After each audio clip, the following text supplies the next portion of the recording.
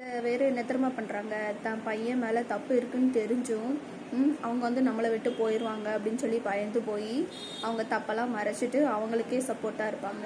அது வேறு யாரும் இல்லை, நம்மளை கட்டிட்டு வந்த மாமியார் தான். அவங்களும் ஒரு அம்மா ஸ்தானத்தில் இருந்து யோசித்து தான் பொண்ணோட பையனோட வாழ்க்கையை யோசித்தாங்க அப்படின்னா அவங்க பையனுக்கு அவங்க ஒரு நாளும் சப்போர்ட்டாக வரமாட்டாங்க. ஏன்னா அவங்க கூட இருக்கிறது ஒரு பொண்ணு தான், அவங்களும் ஒரு பொண்ணு தான்.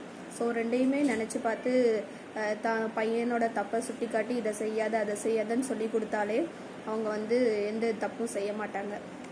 ஏன் இந்த மாதிரி சில மாமியார் அப்படி இருக்காங்கன்னு எனக்கு தெரியலை.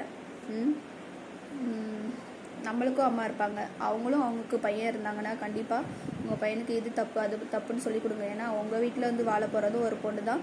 உங்கள் வீட்டில் இருந்து போகிற பொண்ணோட வாழ்க்கையும் அடுத்த வீட்டில் போய் அவங்க மாமியாரால் எப்படி எப்படி இருக்குங்கிறதும் உங்களுக்கு புரிஞ்சிச்சுன்னா நீங்கள் வந்து இந்த பக்கம் மாமியாராக இருந்தாலும் சரி அந்த பக்கம் மாமியாராக இருந்தாலும் சரி சொல்லி கொடுத்து கரெக்டாக அவங்கள வந்து உங்கள் வழிக்கு கொண்டு வரலாம்.